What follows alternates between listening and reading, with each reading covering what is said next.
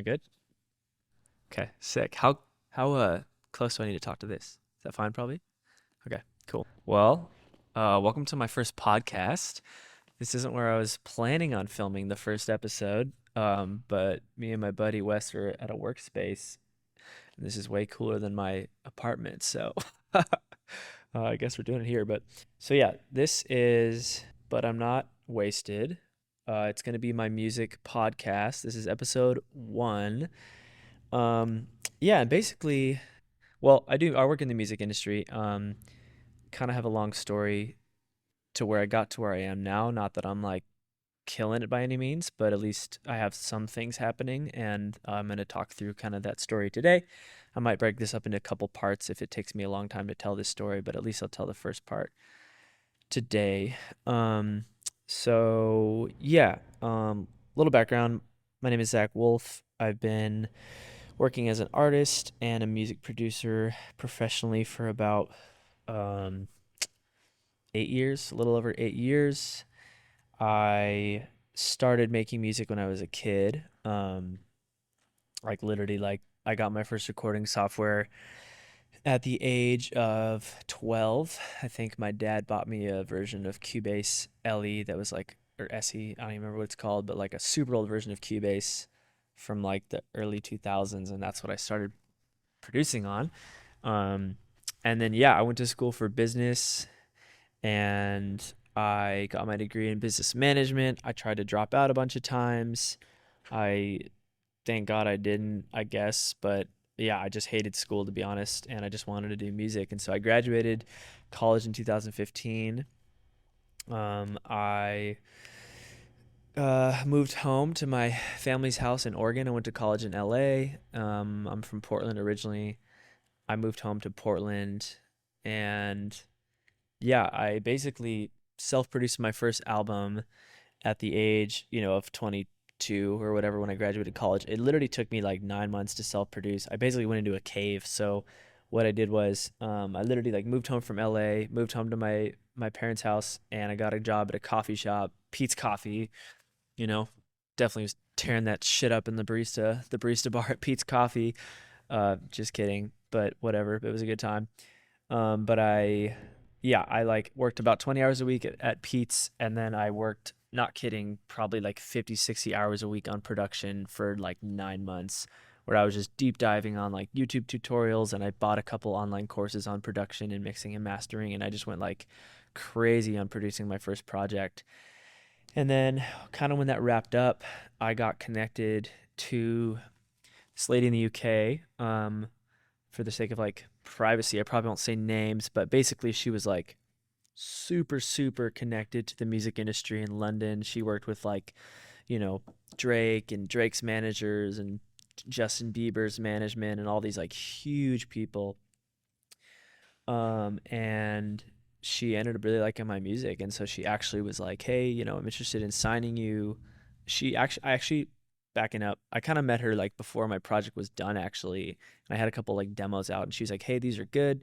Probably not good enough for me to work with you, but like kind of keep me updated on what you're doing, and maybe we'll work together eventually. So when I finished my album, which obviously that fueled me to like just like crush my album that I was working on. And so I finished it. I sent it to her. She texted me like a week later at like 2 in the morning because she's in London. And I actually was up because I think I was getting up in an hour for like my freaking opener shift at Pete's Coffee or whatever. And she was like, hey, she literally said, I remember the text. She said, I like your music. I think you're ready to work with us. Currently, we're working with XYZ in the US. We're working with Justin Bieber. Like, it was insane. Like, she was working with like the biggest people. And she's like, I'd like to work with you. And then like a month later, I remember like I woke up my parents at, in 2 in the morning, and I was like, Mom, this is fucking crazy. And like read her this text, probably said that to be honest. And they were like obviously stoked for me.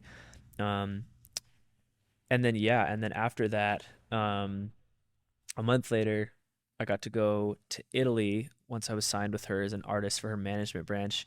I worked in this studio called House of Glass Studios, which is where like all these huge people work. Like at the time, Whitney Houston's ex-producer and tour director like lived at near this studio and worked there every day. Like him and his like cute little family in Italy, and we would like fucking like we would have like wine every night and cheese and like all this stuff, and then during the day we would like produce music in the studio. And keep in mind, like I went from like, my family's all lawyers. No one's ever worked in entertainment in my family before.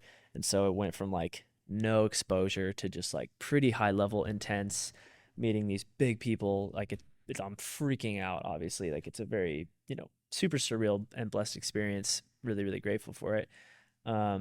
And I was in Italy, and then I went to London, and I worked with like these songwriters from Sony Records UK. It was actually the ex vice president of Sony Records' son, who's a songwriter, a successful songwriter outside of London. Worked in his studio at their house actually. And then, yeah, and then I actually, that's when I wrote and produced. If you guys have heard, if you any of you follow my music as an artist, my song Dark, we wrote that in London during a time in my life where I was like very depressed, struggling with a lot of mental health stuff. And that was kind of like my prayer a little bit, like to God, that song, just to be like, yo, help me out because this shit is real. But yeah, I wrote that song in London. Long story short, was signed with her for about 2 years. And then after that, kind of long story that I'm not going to go into, but basically, like, she dropped me overnight. Like, I was one of her artists, and then she just cut me. And then didn't really have a lot of reason why, but and like no hard feelings, but it was just really brutal. Like it went from like 2 years of being signed with her, working part time at this coffee shop, not getting a real like a full time paying job because I was just doing music, to then literally like she was my full connection to the music industry, and it was just gone overnight after 2 years with them. And so that was really, really tough. And then after that, I ended up getting contacted like 4 months later, 4 months of me being like depressed, just making freaking lattes every day, just being like, what's my purpose right now? Like I feel like music is what I'm supposed to do, and I'm not doing anything with it right now, and I have no connections. And then someone from her team contacted me, and they were like, hey, I like your music still, I'd like to represent you. And so then they signed me. They were my manager after that. His name, I'll say, he's amazing. His name's Andrew Phillips. He's still a really, really good friend. I respect him and look up to him so much in the music industry. He's kind of like a little bit of a legend in the music industry, I would say. He might not say that, but I would say that. But he's definitely like a really successful dude. So, anyways, he signed me, and then he pitched me to this guy in LA, who I also will not name, but he's very, very successful, involved in helping some like major artists get their start in the music industry, like some of the top artists in the world. He kind of helps get their career started, basically. Sorry, I'm adjusting this little mic thing. Um, so, anyways, I got my music pitch to him, and he was like, "Hey, I want to work with you, but you need to be in LA like tomorrow because I'm signing my next artist on Monday." And it was like a Saturday that he contacted me or something. So I literally bought a ticket to LA that night, flew out to LA, crashed with my buddy, took like an hour and a half long Uber the next morning to Burbank, performed for him at his studio. Long story short, they ended up signing me as one of their artists. And then I got like national radio play for my music, got to do a bunch of showcases with different labels in LA. And that was really legit. Very, very cool experience. I got to just be around some of the top people in the music industry in terms of songwriters, producers, a lot of business people. I think I met like the head of like BBC Radio One, things like that, like a lot of big business people in the music industry. My music didn't like blow up by any means. I was getting national radio play for my music for like 3 months. That was really cool. Like I remember one time I was actually just driving and I heard my song on the radio like accidentally, and that was like fuck. Like that was a moment. Definitely like stopped and cried, and thank God for that moment. Um and then yeah, so that was like, got signed to him, radio play. Was with him for about a year. I ended up moving out to LA during that time. Long story short, we had some, I don't know, we just kind of ended up going different ways once I actually moved to LA for different reasons. And I kind of was a little bit on my ass again in terms of like, I was like, I would get these connections and things would build. And then for whatever reason, the relationships would just kind of just change ways, I guess. It just wasn't like bad, but it just didn't end up working out in the way that maybe it like had been going initially.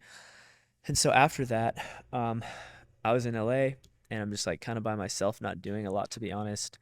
So I kind of started like, I don't know, just like producing my own music still, and just kind of went into another deep dive, I would say, of just like obsessively producing my own music for like probably like a year and a half, where I just like went hardcore on my own music. And didn't really have a lot of my connections as much anymore because a lot of them were through that relationship that I had that wasn't really like there anymore. And so kind of was like on my own again, just trying to figure it out, had a lot of like knowledge and now like a lot more, like my skills were getting sharpened by the people I was around.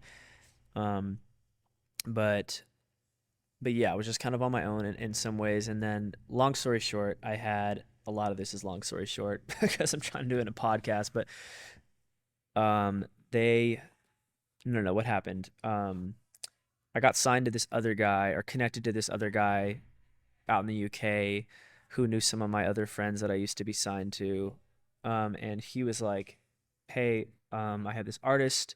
Her name is, hopefully I can say her name on this. She's dope. Caroline Sky. She's an incredible singer. She was on The Voice." And he was like, "Hey, she needs a producer for her next single. Will you do it?" I ended up doing it for her, like for free, just to kind of get my foot in the door. And then honestly, our single came out really fire. It's called My Eyes.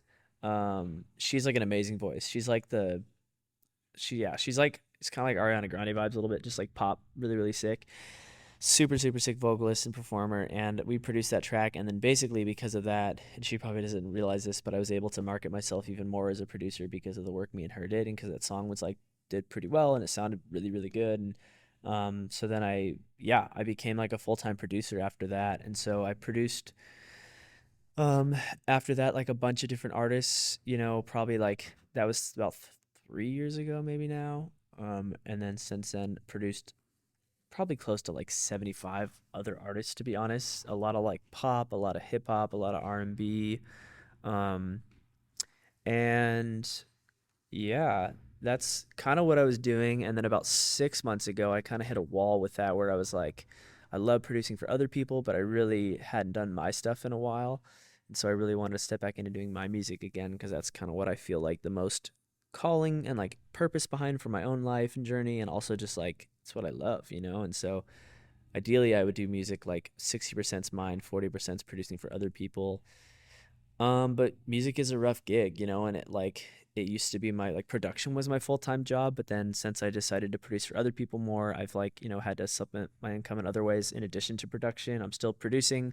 I produce like 5 different artists right now, all like dope artists, and I'm just trying to be pretty selective with who I'm working with right now in terms of artists that I have like capacity for, that I like believe in hardcore and want to see their vision come to life. And so doing that and then making money how I can at the same time, and then also doing work as an artist. Like I'm basically producing my next project, but I'm also behind the scenes got connected to some like TV film people like the Sync World, and so we're doing a lot of stuff for that.